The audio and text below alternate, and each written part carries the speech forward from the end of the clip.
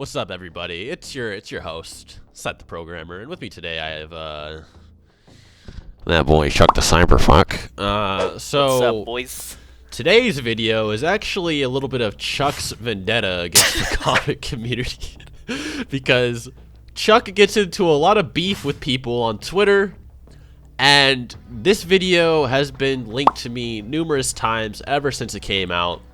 It's Jiren versus the entire Marvel universe. What's pretty ironic about this video is that most people in the comment section of these videos, or even Rats Explained's channel, they always say Seth's a Dragon Ball tart. I bet he's typing up his debunk right now, which is really ironic because this video is literally saying that Jiren solos most of Marvel. But we're the we're the Dragon Ball. But we're the Dragon Ball tarts. Like, whoa. I got so much hate for saying, yeah, there's some versions of Superman Jiren can beat, and there's some that beat Jiren. I got so much hate for that. I was like a target. And then this guy says Jiren solos almost all of Marvel. Like, nothing. Wow, Rob, that was a great video. Like, it's like, wow, really? So I personally didn't want to talk about this. Me and Geekdom 101 are pretty cool. Chuck's pretty cool with them too. And you know, Geekdom wasn't even irrational in this video. Like, there's this one comment that Rats made about Eternity punching Jiren, and Geekdom's like, dude, I think Eternity would probably kill Jiren, man. And then what's his name, Rob? He was like, no, Eternity would probably kill him. He represents the universe. I'll get into more detail about it later. But you know, no hate against Geekdom in this video at all. I don't see Geekdom as a power scaler. I'm not holding him to like a standard or anything. You know, there's this same kind of issue with like Comics Explained video on, what was it, Superman Prime 1 Million versus Goku, that he made kind of for a clickbait, and he's like, he got Geekdom on it for like a history lesson on Goku, and it's like, why don't you just talk to some power scalers, man? Like, instead of, you know, talking shit about power scaling all like in every video, why don't you just try working and talking with us for what's in your life? I mean, instead of making Jiren versus the whole Marvel verse, man. All right. Anyway, shit talking aside, let's start throwing some punches. So, Chuck, why don't you start it off? Okay, so Rob always has a problem with power scaling. Is like, he hates it for some reason. I don't know why. It's like, what probably did it because do of to you, us. man? Like, what did power scaling do against you? Who hurt you? Who hurt you? Exactly.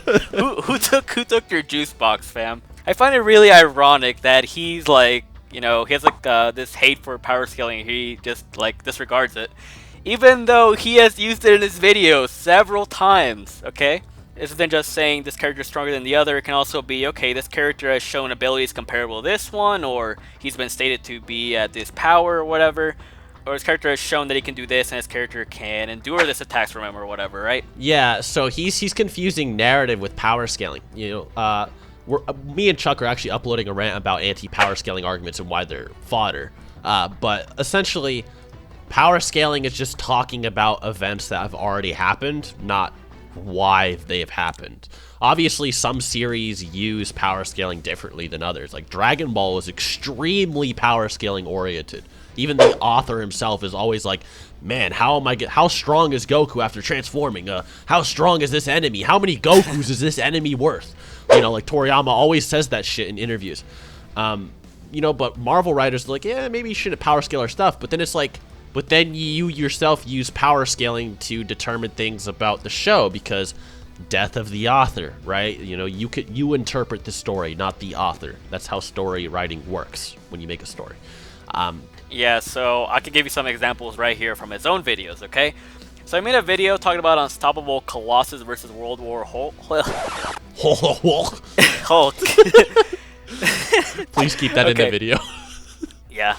Okay, so he made a video about Colossus versus Hulk, and he said, okay, Hulk should be very durable because Human Torch with a supernova can destroy entire planets, so I guess Hulk's pretty durable.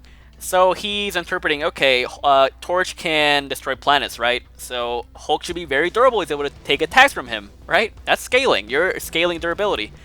On the Flash versus the Silver Surfer, he said that the Infinite Mass Punch that was described for Wally West, that, you know, it could hit with the force of a white dwarf star, could be applied to Barry Allen, who's a different character. So you're using scaling basically. You're using a statement from another character and applying it to the other one.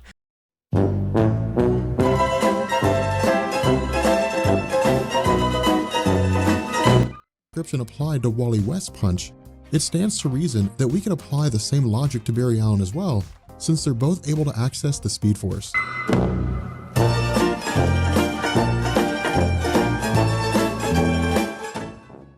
It's like, okay, they're both speedsters, so I guess they can both do the same thing. You're basically scaling. You know what's like super ironic? Is, okay, using scaling. He used scaling to say that Herald Hulk could be Ultra Instinct Goku. But then he failed to mention that with scaling, Ultra Instinct Goku is almost as strong as Jiren, who he just said could solo the Marvel Universe if they weren't reality warpers. Yeah. It's like as ironic as you can get. And you make that video after that one too, so it's it's like, no, hold on. Oh, it's like an alternate universe, like Rob like made the video that's hijacked the real reality's Rob. It's the Mandela effect in real life. Okay. Okay, on the Apocalypse versus Thanos video, he said, oh yeah, well, Apocalypse should be very durable because, well, Black Bolt, he actually, he can destroy planets with his scream, and Apocalypse was actually able to fight off against them, and he's pretty durable. Like, you're either, like, I don't know if you're nitpicking, but, I mean, you're using scaling here, because you're applying, okay, this character, is this durable, or this character has this description, so he should be on this level, that you're using scaling, so I don't know why you're so against it if you use it yourself, but, I mean, there's many other examples I can get into, but I mean, these three are just yeah. Like, I think we generally get it. Yeah, he uses power scaling himself, and he's clearly just bashing it because he wants to put down his, you know, hated power scaling enemies. Propaganda. Chuck I and hate Seth. Anti-Chuck and Seth propaganda, dude. Dude, it's like the Red Scare again. It's like they're hunting us down. Yeah, it's like, it's clearly you don't hate power scaling if you use it your fucking self, dude. Anyway, let's just get into what they said in this video.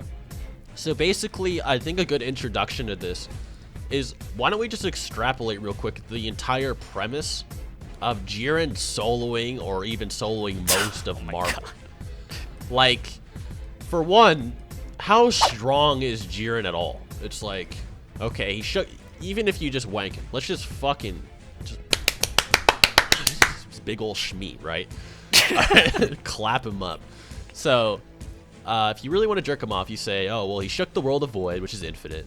You could say he surpasses, you know, infinite Zamasu or Mugen Zamasu, who engulfs time and space itself. So he's above infinite time and space. You could say that in a versus algorithm that he has 4D attack potential. Okay, he could fight a being that's fourth dimensional or something.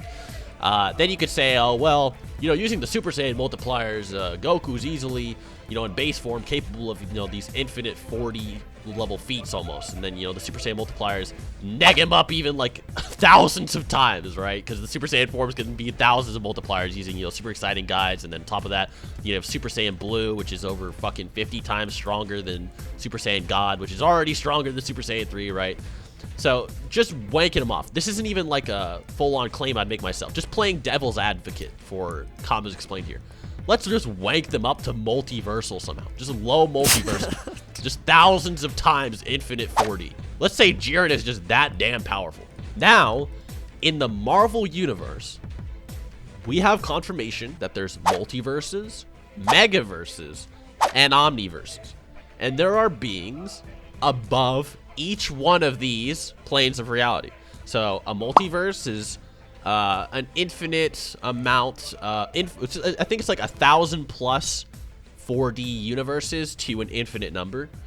Then there's a megaverse, which can encompass a multiverse or be bigger than the one, at least using Marvel in their guides. Or it can contain several multiverses as well.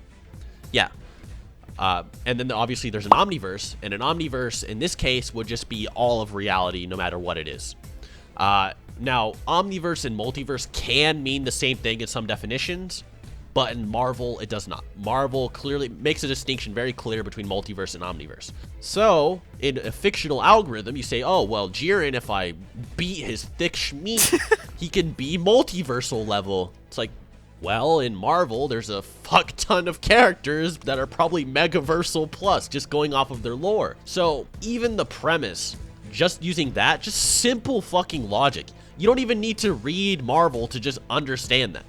You could literally just be a Dragon Ball fan and just see, oh, well, this is how strong Jiren is, and then realize there's characters above this in Marvel. That's all you need to really comprehend. There are characters above Megaversal and Omniversal. I believe Molecule Man in one story even like contained an entire Omniverse in a box, right? Yeah. But the author, there's a rumor that the author thought that Omniverse meant multiverse, but regardless, it's still just insanely above anything Jiren's ever done. So Chuck, why don't you go into a few more examples? Okay, so for example, the Living Tribunal, he stands above the entire multiverse. It could actually be implied he stands above like an infinite amount of multiverses or a megaverse in this case.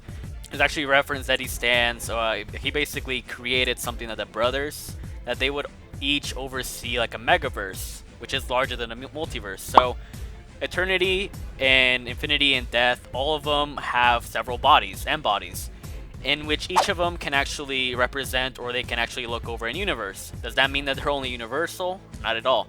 But either way, just one of those bodies is already immensely powerful, and they have countless amounts, if not an infinite amount of those bodies, and the Living Tribunal is still stronger than all of them. And then we have characters like the Beyonders, who were able to destroy the Living Tribunal across all of their realities simultaneously. And I mean, we have characters like the Pre-Retcon Beyonder, who's implied to be stronger than the Living Tribunal. And I mean, there's a Fulcrum. There's so many characters that are way beyond Multiversal and Marvel that they would literally one-shot all of Dragon Ball.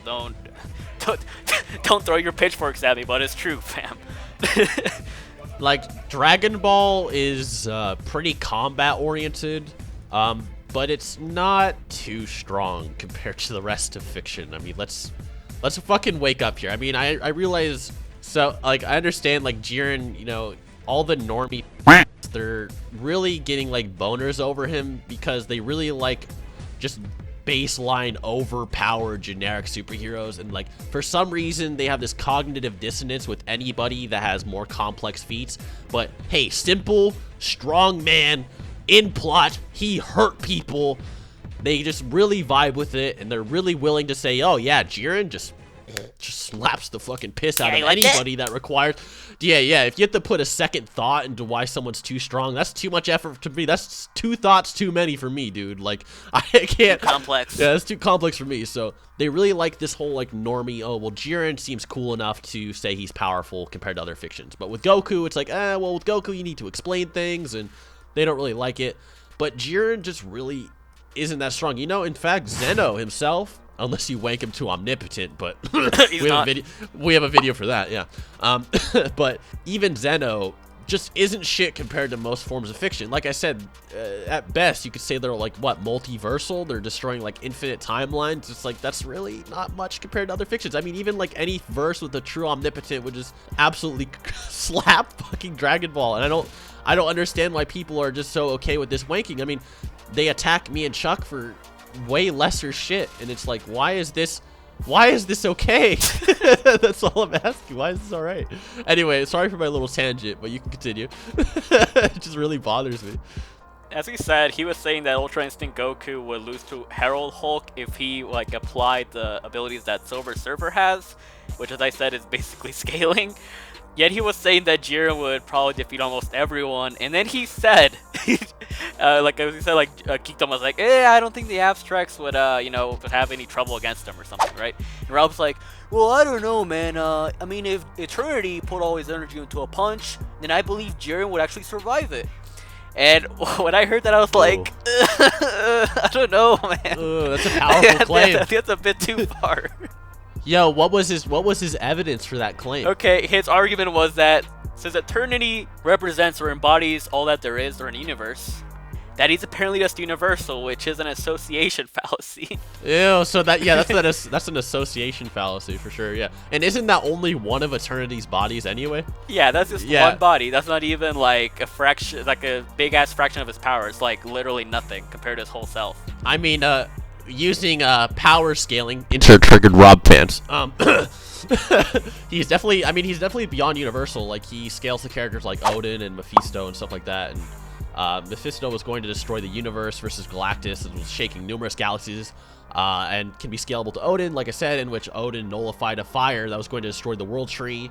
That has like a near infinite amount of realms, and obviously, you know, Odin's created like universal-sized prisons and shit like that. And obviously Eternity just stands above all of them in the hierarchy, so saying he's only at Universal is just a little bit out there, in my opinion, just because he's a universe. Just a crazy association fallacy. I think, Rob, I think something you should do for these videos is you need to start reading up on fallacies, because you commit Hitchens and Occam's razor a lot. Like, you say a lot of things without evidence, so they can be dismissed without evidence, and you make a lot of big claims without providing a lot of evidence, so your videos just kind of fall a little short. I'd say, just like as a recommendation, maybe like script your videos out, or like actually think about them, or actually read up comics them. with feats. Yeah, maybe try to understand the subculture you're trying to clickbait, man. I mean, that'd probably help you out a little bit. Anyway, continue. I mean, like, Odin himself, when he fought against Seth, yes, another character named Seth. So, like, their battle was actually tearing the fabric of the multiverse itself. It was stated that they would have destroyed the universe, you know, if they kept fighting. And their battle, like, destroyed entire galaxies. And, like, Odin is, like, nothing compared to, like, the Celestials or, like, even a well-fed Galactus, right, without the ultimate nullifier. Eternity is, like, stronger than these guys, even. So, I mean, all these characters are already, like, universal, if not much higher than that. And, I mean, just saying that Eternity is universal, it makes no sense in the scaling and also, like, narrative-wise, regardless, because he's still stronger than all of them. Right. Especially, like, I think the argument that it's just, like, one of his many bodies. And he's not universal just because he embodies a universe. That's retarded. That's like saying that Infinite Zamasu is only universal because he consumed the universe. It's like, probably not. He was already above universal to begin with. Just because he becomes the universe doesn't mean that's just his limit. That's not how fiction works at all. Definitely not so. Yeah, and it's also like saying like Zeno can only destroy like a timeline or just 12 universes because that's all he showed. Like, come on. I think we need to come up with a term for that. I don't know. Limitation fallacy? I don't know what you call it. Yeah, like some kind of limitation fallacy. I'm not too sure. Me and Chuck have to keep coming up with names for fallacies for versus algorithms. Appeal to reality is my favorite one, honestly. Appeal to reality, yeah. But this would be kind of like a limitation fallacy. I do like that, so. It just makes no sense whatsoever that Jiren would defeat anyone like Eternity. Like, no way in hell. Like, maybe if it's like a really high rank Jiren that's multiversal, could probably take out one body. But I mean, the whole self of Eternity encompasses like all that there is, like a multiverse, and not much higher than that. I believe it was actually referenced that he was the whole omniverse itself. But as we said, it can be synonymous with multiverse. Regardless, it has been stated several times that Eternity has like many bodies, and there's like infinite timelines and realities in that verse. In Marvel, omniverse has been used in the guides to explain, you know, encompassing everything that's a megaverse and a multiverse as well, just everything in reality. It even mentions that other companies could be involved in it, which is weird. Basically, really, only the guy who wrote Molecule Man really thought there's the similarity between multiverse and omniverse is the same. All the other writers seem to be on board with what it actually means, going by the guides. So, when Rob was talking about Ultra Instinct Goku versus Herald Hulk, as we said, he was using Silver Surfer's abilities, you know, which is whatever. Which was very ironic, as we went over earlier. Okay, so Hulk, from what he's shown, his attack potency is able to destroy a planet. Like, for example, he was able to fight against Red She-Hulk. They destroy like a planet. Also, Classic Hulk was also able to destroy an asteroid twice the size of the Earth. So he has planetary levels of strength. If you're just going by feats alone, you're gonna say that Hulk is only planetary, so he's like Saiyan Saga level, barely. I mean, yeah, only by feats. You have to use scaling for Hulk, otherwise you're just gonna imply that Saiyan Saga Vegeta is gonna be able to defeat him. But I mean, Hulk has been able to go up against people like the Silver Surfer, Thor, the Sentry, Gladiator, all these characters that have shown power, you know, beyond solar system level, you know. Many of them could actually be like Cell to Buu Saga tier, if not higher. So Hulk would obviously scale from them pretty well, because he's able to fight against them and actually damage them. He's done that consistently, actually. So you have to use scaling, or else you're just going to say the Hulk's is fodder that any Saiyan Saga character can defeat. Yeah, obviously we're not saying Hulk is planetary. We're just saying using that shallow form of logic, like he would be incredibly fucking weak compared to how he actually is. Hulk would be a bare minimum in those like Cell to Buu Saga tiers. Like, there's even some forms of Hulk that are way stronger than that. So I mean, even if you wanted to wank Hulk like that much, there's no way he's gonna go up against Sky Fighters like Odin. or, you know, Zeus, stuff like that. He actually did fight against Zeus one time, but Zeus literally just dispatched him pretty quickly. Hulk has nothing to show that he's like on those Skyfire levels, and even if he was, Eternity is way beyond that. The Celestials are higher than the Skyfathers, so if you're trying to say that Jiren is going to be able to defeat Eternity, and if Hulk is this, like, even if you wanted to wank him to say Skyfire level, he's still not going to be able to reach the level of Eternity, who we know, according to you, is actually not strong enough to defeat Jiren, yet we know Ultra Instinct Goku is comparable to him. This argument he was doing is like, oh, yo, if Silver Surfer has these hacks, then he would probably be able to defeat Goku, no question about it. Did you know there's actually this thing called no limits fallacy, where you basically try to imply that just because a character didn't show a limit to their ability, that they can use it on anyone, or that even if it didn't show a limitation, that it can just be used to defeat anyone. So a good example of Hack's resistance in Dragon Ball is Vegito gets turned into a fucking candy ball, and he's still able to move just because he's stronger than Boo. Hit tries to freeze Jiren in his different pocket of time, but nah, Jiren's is stronger than Hit, so that doesn't work. Too strong. Yeah, he's too strong, so it doesn't work. And it's just like really ridiculous shit doesn't work in Dragon Ball if you're too powerful. That's just generally a vibe. So no limits fallacy is pretty credible, because it's like, oh, well, it doesn't matter how strong the opponent is. This seems to work in this verse. So for instance, say there's an ability, oh, it can cut through everything in a verse where everyone's only like tree level, and then like you say, oh, well, this would cut Jiren in half because in his own verse it cuts everything in half. It's like you're not really taking into account the fact that everyone in this verse is tree level, and Jiren in this ultra mega wanked Rats Explained verse is like multi-mega versal or something. So yeah, it's called a no limits fallacy, basically. You need to explain why these particular hacks would work regardless of power per se, especially against the opponent in question.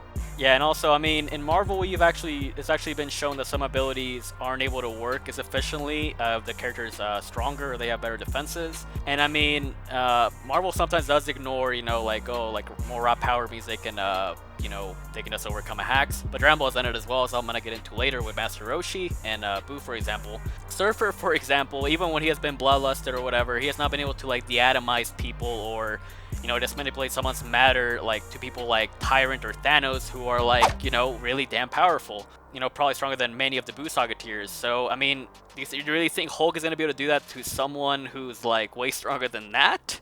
There's just no way. Yeah, there's a lot of examples we can give about no limits fallacies and stuff like that, but we'd honestly be going on for like a fucking hour. I think no limits fallacies could probably be its own video, to be honest, because it's just such a huge topic. Now, just another quick example, like, for example, Thanos, he has telepathy, really powerful telepathy, and yet he needed help from Moondragon to actually try to tap into the mind of Galactus because he's stronger than him. So that's an example right there. And if we're going to use this no limits fallacy, hey, you know, the Mafu doesn't show any upper limit, right? So I guess Master Roshi is going to be able to trap the Eternity in it, right?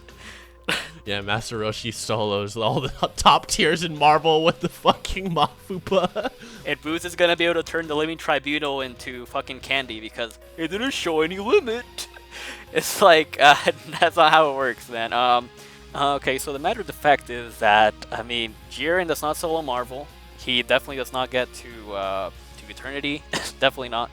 And I can actually argue there's a lot of characters that can beat him that are actually weaker than Eternity himself. And that could be, for example, Odin. As I said, he would be like, you know, Beerus level, around there. Probably stronger than that with the Destroy Armor. We have Thor with the Necro Sword, who was able to dig down a well-fed Galactus. We have Rune King Thor, who's like stronger than Odin. We have Space Punisher Hulk, one of the strongest versions from another reality where he actually defeated Watchers, and they're pretty damn strong as well. Dormammu, he imprisoned someone and made someone his bitch who's like Odin tier, who was Mephisto. Based current Thanos would definitely stomp Jiren. He was able to defeat the entire cosmic hierarchy. He defeated the Celestials and Living Tribunal, one of his bodies, and Infinity. Me and Chuck might debate about that, by the way. Huh? No? What'd you say?